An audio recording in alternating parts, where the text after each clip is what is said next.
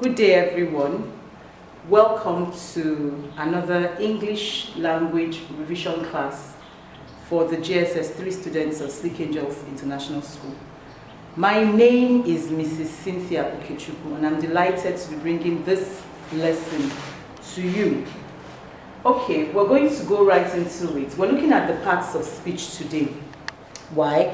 The JS3 students are about to write their junior WAEC examinations, and it's good to start or to begin from the foundation, go through some of these things, because at the end of the day the examinations are going to be based mostly on some of these things, using them in sentences, identifying them in comprehension passages, etc. and etc. So let's look at what we have today. Now we have 9 parts of speech. Someone would say 9. Why, rather? Normally, when you ask students will say we have 8 parts of speech, but it's actually 9. Recently, there was an introduction of the determinant. Most people do not see the determinant as a part of speech, but it's actually a part of speech. But then when we get to it, I'll help you understand more. So, let's start. Okay, the first one we're going to treat is the verb. The verb. The function of the verb is that it's an action word, or they are words used to express or to show the state of being of someone. Okay? Example words are like the word to be, the word have, do, like, work, sing, and etc. Anything that has to do with an action or a state of being, how somebody is or how something is at a particular time, it's a verb. An example of a sentence using a verb, I am at work. I go to work every day. I love singing. She loves to sing. Now when you look at the verb has 3 tenses, 3 major tenses. The verb is the only part of speech that comes with tenses. And the 3 major tenses are the present tense, the past tense, and the future tense. Now in the present tense, there are so many parts, there are so many angles to the present tense, so also the past tense and the future tense. Okay, but that is the next lesson when we delve into each of these parts of speech extensively. Now the next is the noun. The noun is something if I wake any child up from sleep, the child can probably tell me what a noun is. A noun is the name of a person, or it names a person, a thing, an animal, or an idea. Examples are pen, dog, work, must, a place like London, a place like Port Harcourt where we are, etc. My name, Cynthia, is a noun. Okay? Alright, now for the nouns, we have different types of nouns. We have the common noun, we have the proper noun, we have the concrete and the abstract noun, we have the collective noun, we have compound nouns. So many nouns, types of nouns. And these are very, very easy to use. We'll look at them when we're looking at these parts of speech individually in an extensive way. Okay, thirdly, on our list we have the adjective, my personal favorite. I don't know why, but the adjective is my personal favorite because it describes a noun. The adjective is that word that helps you to describe a place, a thing, an animal, an idea. Any word that helps you to describe a noun is an adjective. For instance, good, the good girl, the big dog, the small man, the red bag. Any word that helps you to describe an adjective, give a noun more meaning, is known as an adjective. And just like the nouns and the verbs, there are many types of adjectives as well. You have the demonstrative, you have the numerical, so many of them, which we will look at eventually.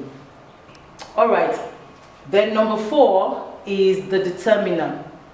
Like I was saying earlier on, the determinants are usually not included as parts of speech, but they are actually parts of speech because the determiner limits or determines a noun. Okay, we have some examples of determinants on the board. A, an, the, some, many. Now, there are many types of determinants. We have the definite determiner, that is the indefinite determiner, a and an. We also have some quantifiers, some, many as determiners, and so on and so forth. Okay, moving on. Like I said, and I'm repeating, that the next class after this will be delving into each of these parts of speech individually to get to know them and show you so many examples that will help you in your forthcoming exams. Then number 5 is the adverb. The adverb functions as a descriptive word as well. But in this case, the adverb describes a verb, it describes an adjective, or an adverb as well. I'll take it again. The adverb describes a verb, it describes an adjective or adverb. One of the things I tell my students is that these things are just the A, B's and C's of the things you already know. We speak English, we live in an English-speaking country, though we may not speak it as well as the native speakers do. But then if you have a good and a sound knowledge of the English language, most of these things you already use in your conversations at home, in your conversations in school, etc. and etc. But then putting these things together like parts of speech is just to be able to help you know how these things you already use, how they are determined or where they come from. So it's not difficult. You don't look at it and say, oh, it's difficult. It's not difficult. You already use them. We just want to help you to dot your I's and cross your T's when it comes to the English language and speaking it. All right, so we're talking about the adverb, and we said it describes a verb, adjective, or adverb. Examples of adverbs are quickly, silently, well, badly, etc. Adverbs as well have their types. Adverb of manner, adverb of place, adverb of time, so many of them. All right. The next one is the pronoun, another favorite of mine. I don't know why I like the pronouns. I like the adjectives as well, like I said earlier on. The pronouns, because it's a function. It makes reading and speaking very easy, because I do not have to use nouns all the time. I can replace nouns with pronouns. That's just the function of the pronoun. The pronoun is there to replace nouns, so that your work, when you are talking, you don't talk in a clumsy manner. When you are writing, you do not write in a clumsy manner. So many examples of pronouns. We have I, you, he, she, it, etc. And just like the other parts of speech we have mentioned, pronouns also have their types. We have the pronouns that are known as the subjective pronouns. They are always subjects. Pronouns that are objective pronouns, always objects, and all that. Okay, we have demonstrative pronouns as well. Yeah, and so on. Okay. Number 7, we have the preposition. The preposition.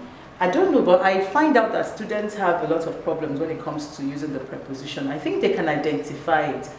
But then, sometimes, it's always difficult to express the function of the preposition. People just feel when you talk about the preposition, it's just to, at, after, on, but, under, beneath. No, but it has a function. When you're talking about the preposition in a sentence, it links a noun to another word. I am going to the market. Now, I am going to the market.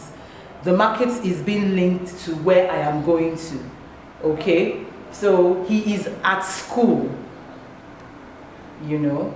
So, prepositions link nouns to other words in sentences. Okay? Then, we have the conjunction. The conjunction functions as a part of speech that joins clauses or sentences or words together. The conjunction, it joins clauses or sentences or words together. As you go further in your academics in the senior secondary school, you're going to do an in-depth study of the conjunctions. We have the subjective conjunction, the subordinate conjunction, we have the subordinate conjunctions and the coordinating conjunctions. Now these conjunctions are used to join different types of sentences together. You may not need to know that now, but then when we go into conjunctions, like I said earlier on, we'll look at them. So some examples of conjunctions are but, and, when, because, and etc. And then finally, we have interjection. The interjection functions as a short exclamation, sometimes inserted into a sentence. It's usually a short exclamation inserted into a sentence, or in some cases, a sentence also can be an exclamation. Leave the house is a sentence. It's an exclamation. But the thing to note is that whenever an exclamation is used, there must be an exclamation point there to let whoever is reading it know that we're talking about an exclamation. Sometimes the exclamation could just be a word, like I wrote down there, ouch, hi. And in reading interjections, you have to show some kind of excitement or a higher tone in the way it is said.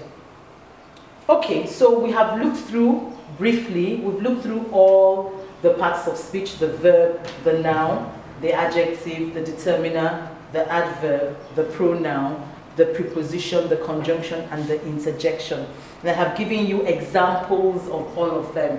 Now your assignments will be to write, or your assignment is to write 2 sentences each, showing the functions of the verb, the noun, the adjective, the determiner, the adverb, the pronoun, the preposition, conjunction, and interjection. What I mean is, write 2 sentences showing me the function of the verb, 2 sentences showing the function of a noun, 2 sentences showing the function of an adjective, and so on and so forth. So at the end of the day, I'm going to get 18 sentences. 18 sentences showing the functions of these parts of speech. And then when that is done, please send your answers to, let me write down my email address, send your answers to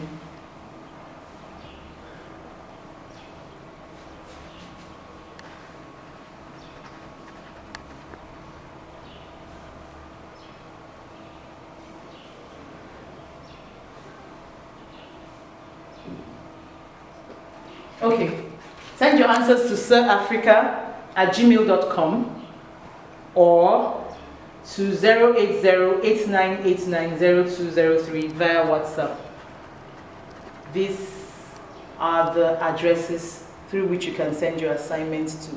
It is important to note that if you take pictures of your assignment on WhatsApp and send it to me, it may not be clear, depending on the kind of cameras you have. So I just want to appeal that instead of writing it on your books and taking pictures, just write them there, just type them into WhatsApp, the WhatsApp page, and then send to me. They're just 18 sentences. Don't make them too long. 18 sentences. Same thing with the email. Just type your sentences and send to me. So until I see you next time, have a wonderful day. God bless you.